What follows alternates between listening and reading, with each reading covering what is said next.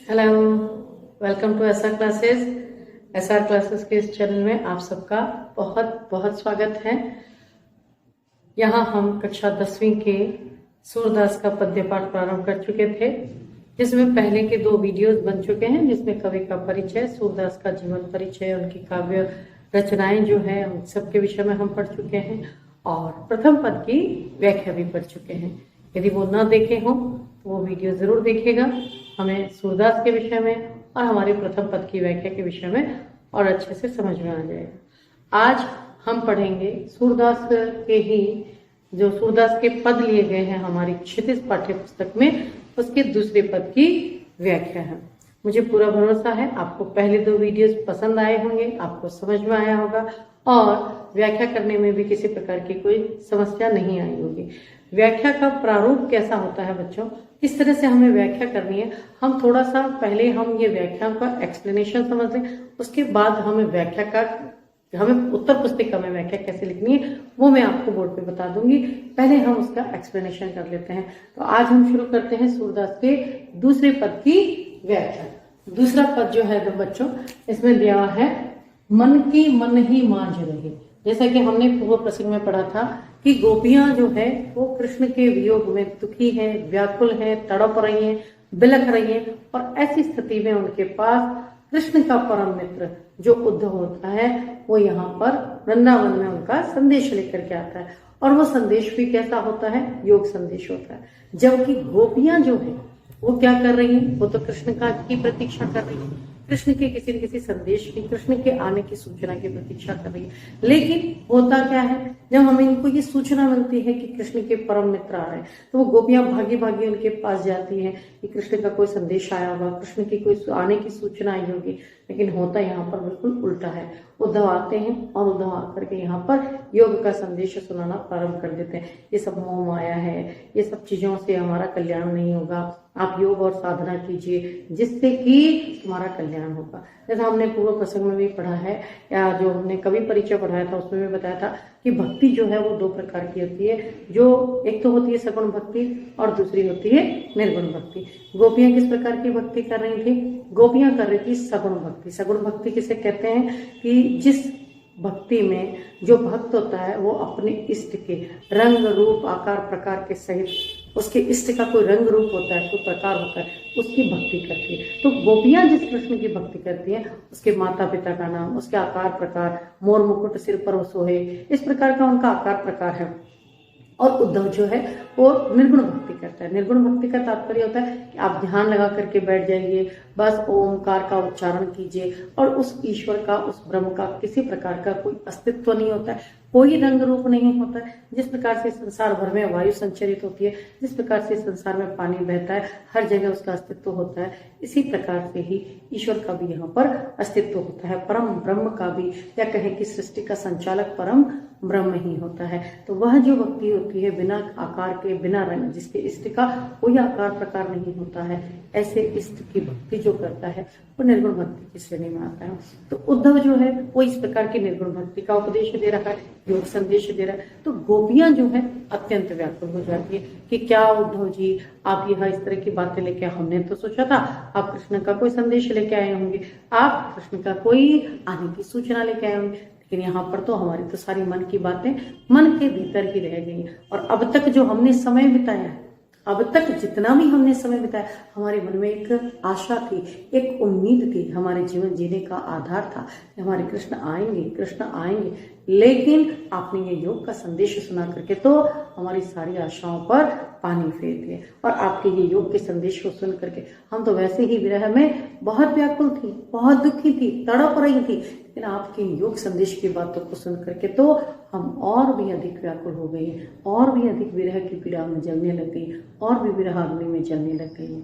और कृष्ण ने तो प्रेम की मर्यादा भी नहीं रखी, प्रेम की औपचारिकता भी नहीं रखी। यदि आप किसी से प्रेम करते हैं और आप यदि उससे दूर हो गए हैं, जब किसी प्रकार का कोई संदेश देना होता है तो हम ये नहीं कहते तुम भूल जाओ, तुम किसी और में अपना ध्यान लगाओ। यहाँ पर कृष्ण ने क्या कह दिया कि एक तरह से योग का संदेश दे करके ये निश्चित कर दिया है अब मैं वापस लौट करके नहीं आने वाला हूँ और अब जो है आप तो योग करो, उसी से आपका कल्याण होगा। इस प्रकार से गोपियां बड़ी निराश हो जाती है और वो धैर्य धारण करने में भी अब सक्षम नहीं रह जाती। इसी प्रकार के भावों से संबंधित हमारा यह पद है बच्चों, ये ध्यान से देखें आप। गोपियां कह रही कि मन की मन ही मांझ रहे, हमारे मन की बातें हमारे मन के भीतर, मन की हमारे मन की जो बातें हैं वो मन ही मांझ, मांझ का अर्थ होता है भीतर, हमारे मन की बातें हमारे मन के भीतर ही रहेगी। हमने तो सोचा था हम कृष्ण को अपना प्रेम का संदेश देंगे और कृष्ण का जो कोई संदेश आया हुआ उस संदेश को हम ग्रहण करेंगे, लेकिन हमारी तो सारी बातें मन की बातें मन के भीतर ही रहेगी, क्योंकि तुमने आते ही यहाँ पर योग संदेश सुनाना प्रारंभ कर दिया। इसलिए हे उद्धव, मन की मन ही मांझ रही, हमारी मन की बातें तो मन के भीतर ही रहेगी। और कहिए जाए कौन पे उद्धव, हे उद्धव, हमने सोचा था कृष्ण के परम मित्र आए, हम अपनी प्रेम पीड़ा उनको बताएंगे, कृष्ण का संदेश हम लेंगे, लेकिन अब भला हम किससे जाकर के अपने मन की बातें कहें। कहिए जाए कौन पे उद्धव, हे उद्धव, हम कौन किससे जाकर के कहें, कहिए जाए कौन पे, हम किससे कौन पे जाके कहें, किससे जाकर के कहें, ना ही परत कही, हमसे तो कहा भी नहीं जा रहा है, ना ही परत नहीं, कहते भी नहीं बनता है, कहने भी नहीं पड़ता है। यहाँ पर पढ़ता से तात्पर्य आप कहते नहीं बन रहा है, अर्थात मुझसे कहा भी नहीं जा रहा है। और अवधि आधार आस आवन की, अवधि आधार, यह जो अवधि, यह जो हमने समय बिताया, यह जो समय कृष्ण के बिना जो हमने समय बिताया, ये किस आधार पर बिताया, आस आवन की, कृष्ण के आने की आशा के आधार पर ही हमने यह समय बिताया है। ये और तन की और मन की व्यथाओं को सहन किया है, तन की व्याकुलता को, तन की पीड़ा को, न हमने दिन रात में कुछ खाया है पिया है, हम कृष्णाय होते चले जा रहे हैं, और दिन रात मन की व्यथा कैसी है, मन की पीड़ा, हम दिन रात रो रहे हैं, बिलख रहे हैं, तड़प रहे हैं, हमारा मन भी अत्यंत व्याकुल हो रहा है, अत्यंत ही तड़प रहा है। तो इस प्रकार से तन की और मन की व्यथा माने व्यथा, मन की व्यथाओं को और मन की पीड़ाओं को सही अर्थात हमने सहन किया है, हमने अपने तन की और मन की व्यथाओं को सहन किया। उद्धव से गोपियां कह रही हैं, हे उद्धव, हम अपने मन की बातें किससे कहें, हमने सोचा था कृष्ण का मित्र से हम कहेंगे, लेकिन तुम्हारे योग संदेश को सुन के मन की बातें मन के भीतर रह गई, और अब भला हम किससे जाके कहें, हमसे तो कहा भी नहीं जाता है।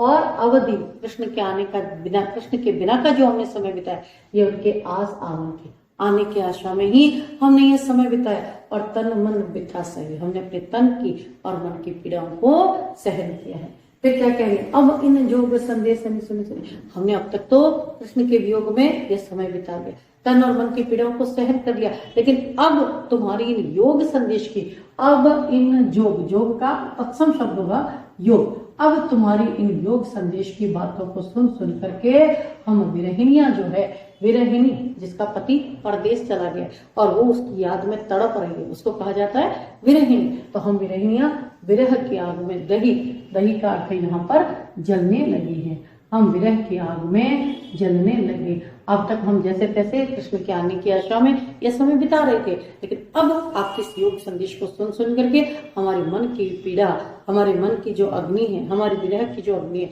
वो भी और अधिक जलने लग गई है और हमें जलाने लग गई है।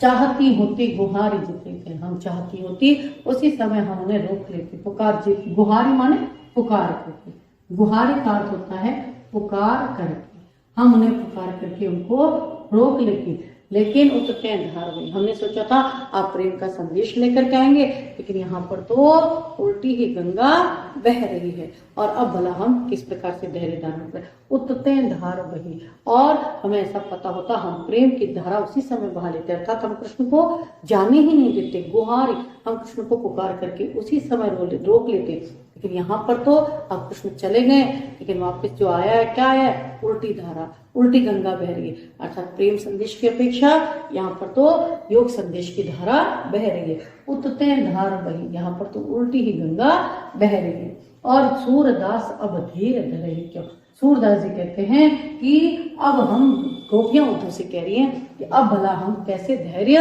धारण करें, क्योंकि मर्यादा न रही, कृष्ण ने तो प्रेम की मर्यादा भी नहीं ली है, मर्यादा भी नहीं रखी, अब भला हम कैसे धैर्य धारण कर सकते हैं, क्योंकि कृष्ण ने प्रेम की मर्यादा भी नहीं रखी। मर्यादा का अर्थ है मर्यादा, मर्याद का अर्थ होगा मर्यादा। कृष्ण ने जो है प्रेम की मर्यादा भी नहीं रखी है। उन्होंने तो यह भी नहीं झूठे मुंह से या कहें कि झूठा आश्वासन भी नहीं भेजा है कि मैं आऊंगा या मुझे तुम्हारी याद आती है, इस प्रकार की औपचारिकता उन्होंने तो नहीं निभाई है। तो अब तक तो हम क्या कर रहे थे, हम कृष्ण को याद कर रहे थे, कृष्ण के आने की आशा में हम इंतजार कर रहे थे, लेकिन अब तो हम धैर्य भी धारण नहीं कर सकते। क्यों? क्योंकि अब तुमने योग का संदेश सुना दिया है और अब हमें यह लग रहा है कि कृष्ण कभी लौट करके नहीं आएंगे।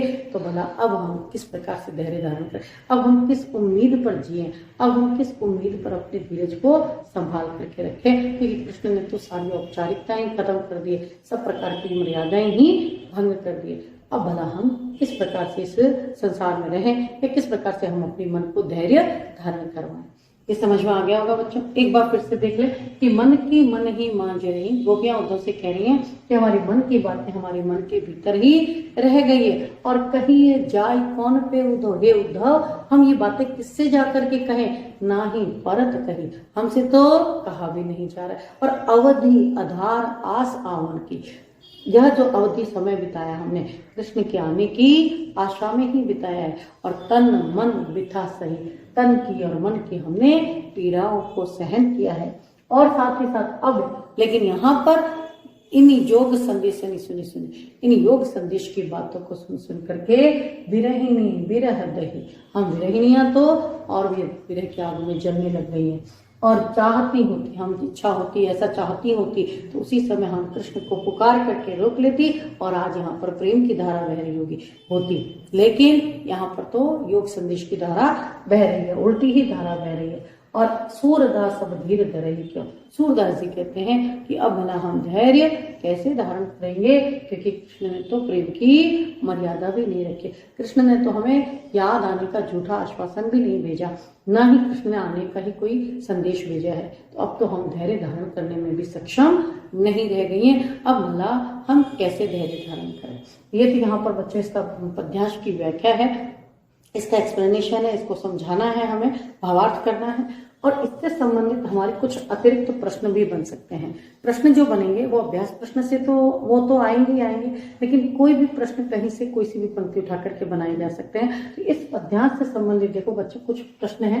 पहला प्रश्न है मन की मन ही मांझ रही में कौन सा अलंकार है।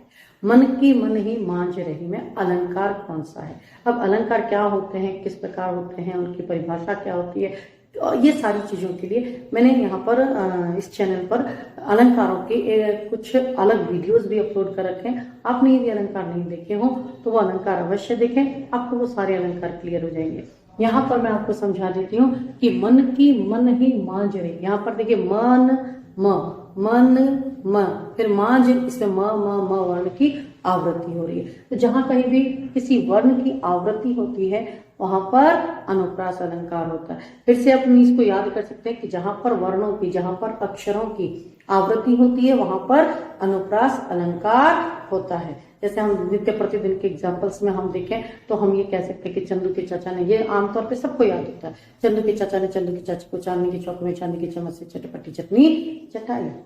अब ये भी याद नहीं होता है तो हम गाने सुनते हैं, दीदी तेरा देवर दीवाना, देखो द द द, दी तेरा देवर दीवाना, द द द द वर्ण क्या होती थी। एक और कहा जाता है लैला तुझको लूट लेगी तो मुझसे लिख के ले, लैला तुझको लूट लेगी तो मुझसे लिख के ले ले। यहाँ पर ल वर्ण की आवृत्ति होगी। यहाँ पर ये इन एग्जाम्पल के थ्रू आप याद कर सकते हैं कि जहां पर वर्णों की आवृत्ति होती है वहां पर अनुप्रास अलंकार होता है। यहाँ पर हमारे पास क्या है, मन की मन ही मांझ रही, यहाँ पर हमारे पास म वर्ण की आवृत्ति हो रही है, इसलिए यहाँ पर कौन सा अलंकार हो जाएगा, अनुप्रास अलंकार हो जाएगा।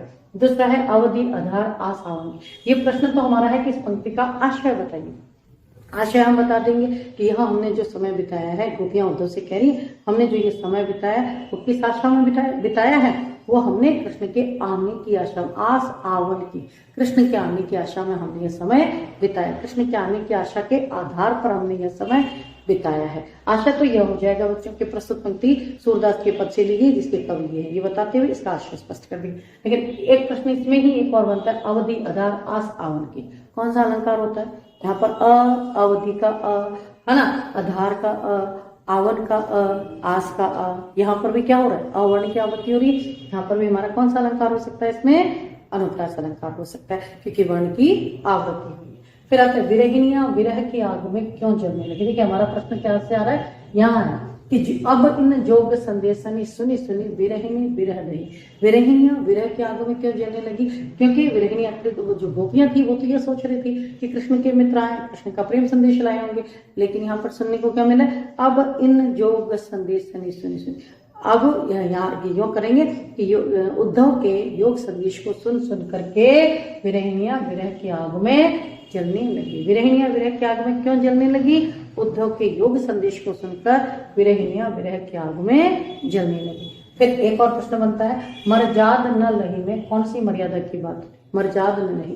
जैसे हमने अंतिम पंक्ति में पढ़ा था कि अब धीर धरे, सूरदास जी कहते हैं बलराम धैर्य कैसे धारण करे, मर्जाद न लही। यहाँ पर कौन सी मर्यादा की बात हो रही, कृष्ण के प्रेम की मर्यादा की बात हो रही, कृष्ण के प्रेम की औपचारिकता की मर्यादा की बात हो रही है कि कृष्ण ने प्रेम की मर्यादा के नाते झूठा आश्वासन भी नहीं भेजा, आने का आश्वासन भी नहीं भेजा, अपने हमें तुम्हारी याद आती है गोपियों इसका आश्वासन भी नहीं भेजा। यहाँ पर मर्यादा नहीं में कृष्ण के प्रेम की औपचारिकता की मर्यादा की बात की गई है।